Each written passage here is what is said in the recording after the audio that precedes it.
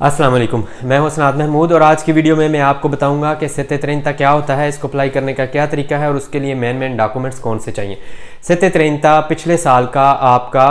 Tax record होता है जिसमें आप टैक्स का गोशवारा जमा करवाते हैं जो आपकी आमदन और आपके अखराजात को सामने रखते हुए तैयार किया जाता है और उसकी बेस पे ये फैसला होता है कि पिछले साल की आमदन के बाद आपके जो टैक्स एजेंसिया दिल इंतराते ने काटे थे वो कम थे या ज़्यादा थे। अगर वो टैक्स ज़्यादा कट गए हों तो आपके अखराजात को सामने रखते हुए आपको रिम्बोर्सो यानी कि वो पैसे वापस मिल जाते हैं, और अगर आपका टैक्स आपकी आमदन के हिसाब से कम काटा गया है तो आपको वो पैसे फिर पे करने भी पड़ सकते हैं। इसका सबसे बेहतरीन तरीका कार यह है कि आप किसी भी ऐसे काफ या पत्रोनातों के पास जाएं जो सत्ते-30 जिनसिया दिल इंतराते का रिकॉर्ड आने के बाद अप्लाई करते हो। उसका फ़ायदा आपको ये होगा कि अगले 5 साल तक या उसके बाद भी कभी भी आपको जुर्माना नहीं आएगा। उसके चांस बहुत ज़्यादा कम हो जाते हैं, क्योंकि होता क्या है कि जब आप सत्ते-30 अप्लाई करते हैं तो अगर आप उसमें कोई एक चीज़ भी भूल गए जो आपको याद नहीं रही शो करना, तो 5 साल के अंदर अंदर आपको जुर्माना आ सकता है। सत्ते-30 का रिकॉर्ड एजेंसिया दिल इंतराते से मंगवा कर सत्ते-30 अप्लाई करने का फ़ायदा ये होता है कि जिस चीज़ की बेस पर या जिस रिकॉर्ड की बेस पर उन्होंने कल आपकी फ़ाइल चेक करनी है वो पहले से ही हमारे पास आ जाती है और हम उसको सामने रखते हुए फिर आपका सत्ते-30 तैयार करते हैं। इसमें आपको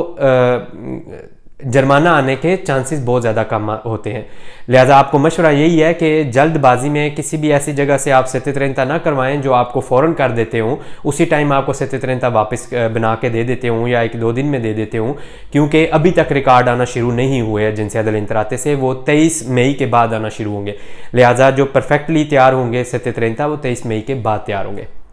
अब आते हैं हम डॉक्यूमेंट्स की तरफ। डॉक्यूमेंट्स में आपके पर्सनल डॉक्यूमेंट्स यानी कि कार्ता दिनतीता और कोदिचे फिस्काले, आपके बीवी बच्चों के कोदिचे फिस्काले, आपके घर का किराए का कॉन्ट्रैक्ट या आपके घर की रजिस्ट्री, और अगर आपने घर लेने के लिए कर्जा लिया हुआ है तो उसका सारा जो लेटर होता है सत्ते-30 वाला इंटरेस्ट पसीवी का, वो आपने बैंक से लेना है। इसके अलावा आपके बीवी बच्चों के या जो भी बंदे आपके कारी को हैं जिनका खर्चा आपने उठाया हुआ है और कोदिचे फिस्काले बने हुए हैं, उन सब का जो भी मेडिकल का, तालीम का या किसी भी और किस्म का जो खर्चा है, मसलन मेंसा में आपके बच्चे जाते हैं या अजीलों में जाते हैं या आपने घर की कोई मरम्मत करवाई है या आपने घर में कोई कलदाइया वगैरह लगवाया है और साथ मिस्त्री का भी कोई काम करवाया है, तो ये सारी चीज़ें आप उसमें शो कर सकते हैं। इसके अलावा लाजमी उन लोगों के लिए है सत्ते-30 अप्लाई करना जिनकी पिछले साल में एक से ज़्यादा जगह आमदन रही हो, मसलन उन्होंने 2 जगह पर काम किया हो या साल के दौरान पेंशन में पे चले गए हों या साल के दौरान दिसोकपास्योने पे चले गए हों